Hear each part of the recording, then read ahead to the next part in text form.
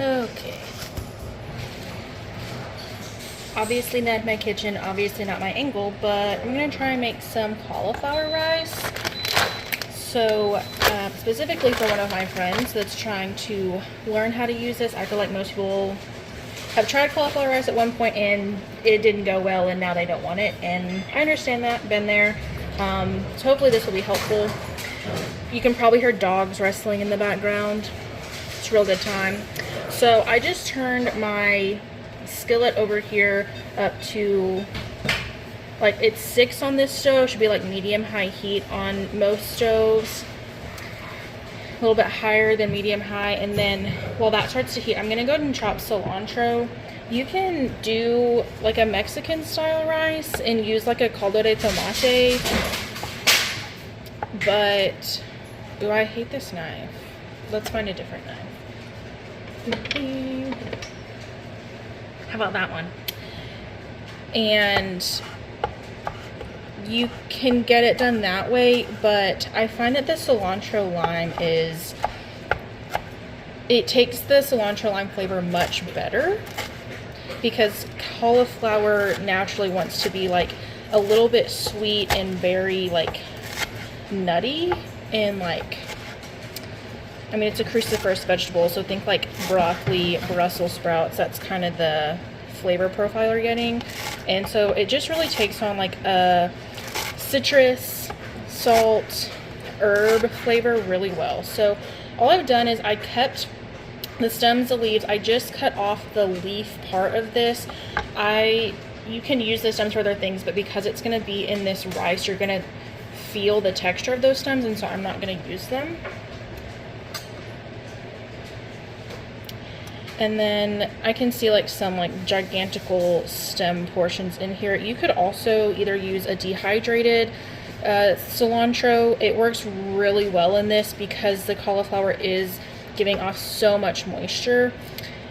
And then you can also just pick the leaves off of the cilantro and only cut the leaves if you really hate the stems.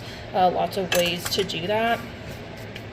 And then I think I've mentioned this when I made the berry veggie jambalaya. I've tried to rice cauliflower before and it just makes a big mess and does not have the texture that I find necessary to eat this, but I love having it as a low carb option. And so I just buy rice cauliflower.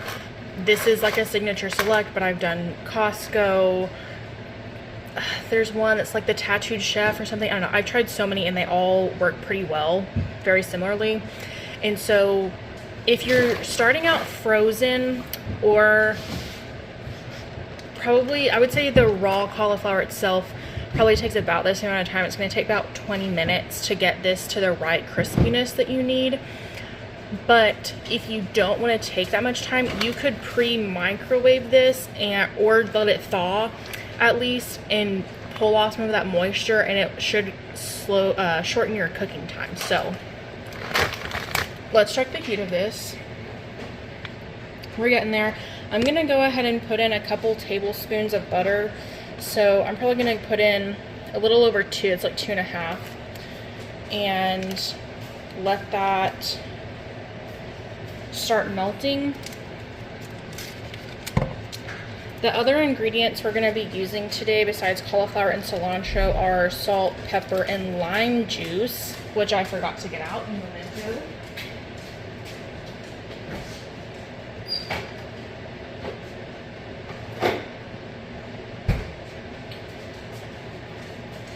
Of course, you can squeeze a whole lime into this, but I'm just using the lime juice that's in my mother-in-law's fridge because that's where we're at in life.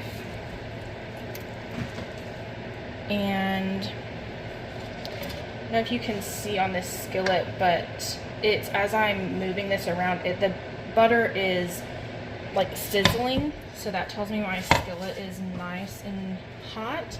It's gonna help toast, and I'm not gonna, I say frying, you're kind of frying, but it's still like, you're gonna have to work to get like a not mushy texture with this and to make it sort of a crispy situation. Okay. go ahead and open these.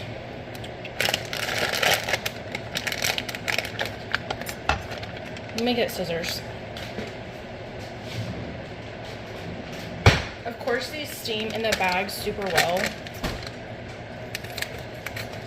but they don't rip open like you'd think they would. And I have busted bags open too many times. I've learned my lesson. I get scissors now. Shoot.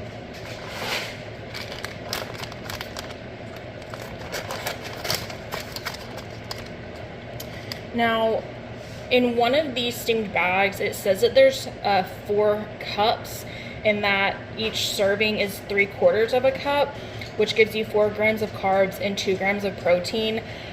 I double the serving size, so I'm eating half a bag with each meal, which is still just 8 grams of carbs. That's giving you 4 grams of fiber and then 4 grams of protein. So it's just a nice, like, to me, I find it very filling, very versatile once you learn how to deal with the flavor profile.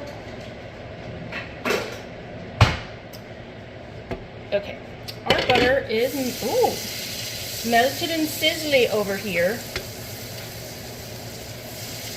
So we're gonna start dumping these bags. And I have opted for a skillet that is larger, flatter. I know sometimes people are like trying to do everything in an Instapot. If that's the case, you might want to try sauteing one bag at a time just to get the crispiness that you're looking for. And then almost similar if you were going to make a hash brown or an omelet, maybe even a pancake, where you want to smooth this out. I'm going to go ahead and put some salt on here, and then here in about 5 minutes we're going to flip it. We're going to stir it, let the other side start crisping, and at that point we'll add in everything else. So how much salt? I don't know. I'd probably end up using like a whole tablespoon for both bags is what I would guess. You're really just seasoning to taste. So, I'm going to pause the video. Okay, so it's been several minutes and I've got a lot of steam. You can hear it sizzling. And you can see, like, it's browning. Okay, that is what we're looking for. Let's see. And it seems like I've got a little bit of a hot spot on this skillet. Yeah, let's try and pull.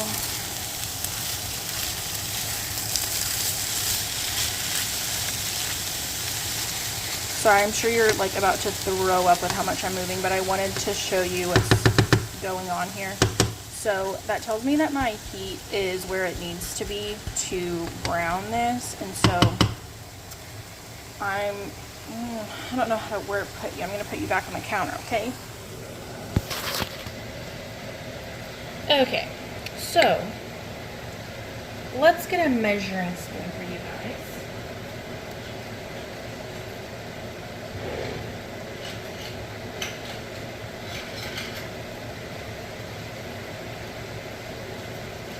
This is a tablespoon measuring. And so I've already done some salt on this, so I'm not gonna like mound the tablespoon, but you can see.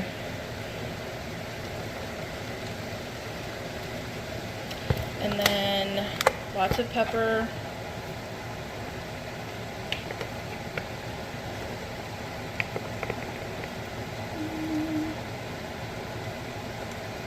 Ooh.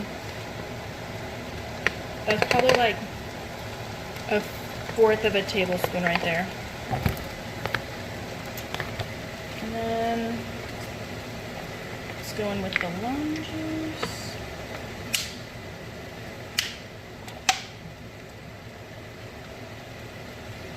I'm gonna do 1.5 tablespoons of the lime juice.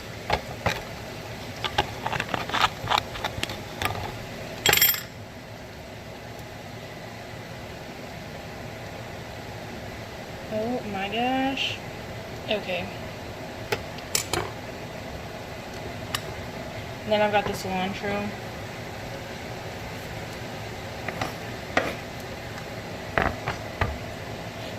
I'm gonna stir this.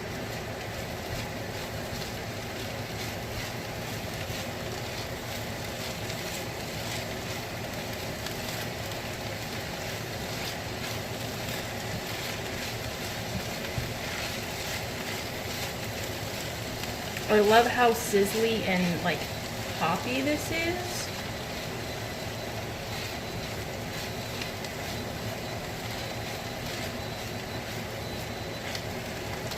Okay, and then I'm gonna smooth this back down. And it's gonna cook uncovered for the rest of the time. And that way it will continue to release the moisture to the air instead of holding that in and really start to crisp that. Come on. Okay. So once you're at this spot, you're gonna wanna let this sit for a few minutes.